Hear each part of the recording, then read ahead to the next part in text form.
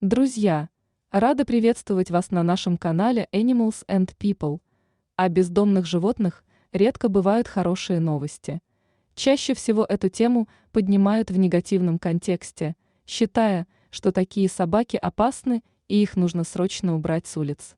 Историй с хорошим концом немного, да эти редко становятся известны широкой публике. Одна такая история случилась на Сахалине. Бездомная собака помогла ребенку избежать верной смерти.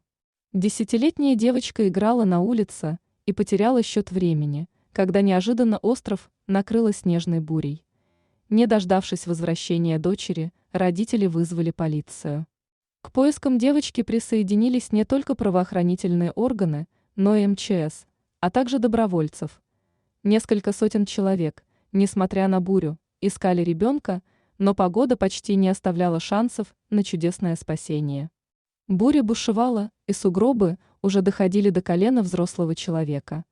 Родители очень переживали за ребенка, а люди, несмотря на все сложности, не прекращали поиски. Девочка нашлась только утром, и это стало настоящим чудом. Полиция опрашивала всех соседей, кто-то из них рассказал, что незадолго до бури видел, как девочка играла с бродячей собакой, жившей в ихнем дворе. Жители многоэтажки подкармливали животное и даже соорудили для него будку. Многие из соседей вспомнили, что девочка часто приходила поиграть с собакой.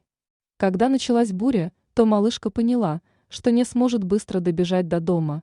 Она спряталась в будку, легла возле любимой собаки и через некоторое время, согревшись от тепла животного, заснула.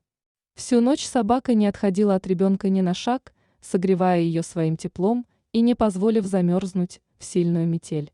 Девочку вернули родителям, а вот собака так и осталась на улице и по-прежнему живет в будке.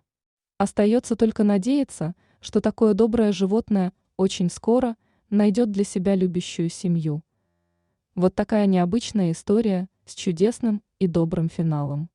Уличные собаки, может, и не могут похвастаться породой, но они обладают добрым сердцем и умеют любить, а значит заслуживают любви и от человека, а не ожидания своей судьбы на передержках. Друзья, подписывайтесь на канал, ставьте лайки, пишите комментарии.